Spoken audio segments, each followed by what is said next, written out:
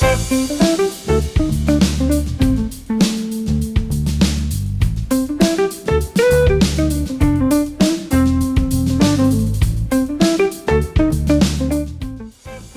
itu adalah bukti kepemilikan perusahaan berstatus PT atau perseroan terbatas.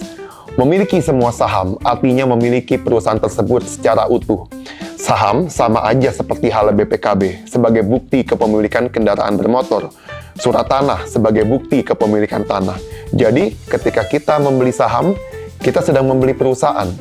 Semakin bagus kinerja perusahaan tersebut dan semakin besar potensi pertumbuhannya di masa depan, akan berpotensi mendorong permintaan ke saham tersebut dan mendorong kenaikan harganya.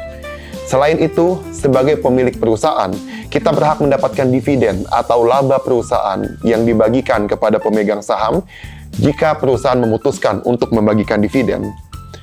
IHSG atau Indeks Harga Saham Gabungan adalah indeks yang digunakan oleh Bursa Efek Indonesia untuk mengukur kinerja harga saham yang tercatat di BEI.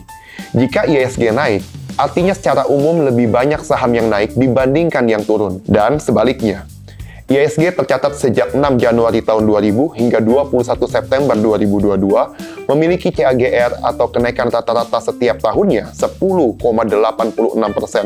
Tentu jika ditambah dividen, maka saham bisa memberikan keuntungan rata-rata 11 hingga 12%. Penurunan harga saham adalah risiko yang disebabkan oleh buruknya sentimen pasar terhadap kondisi ekonomi dan kinerja bisnis perusahaan. Harga saham tentu bisa turun.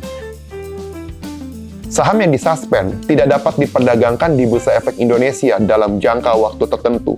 Suspensi saham dilakukan oleh BEI sebagai bentuk intervensi untuk menjaga perdagangan efek yang teratur, wajar, dan efisien. Delisting saham adalah penghapusan saham dari pencatatan di Bursa Efek Indonesia. Delisting saham dapat dilakukan oleh BEI atau oleh perusahaan yang bersangkutan.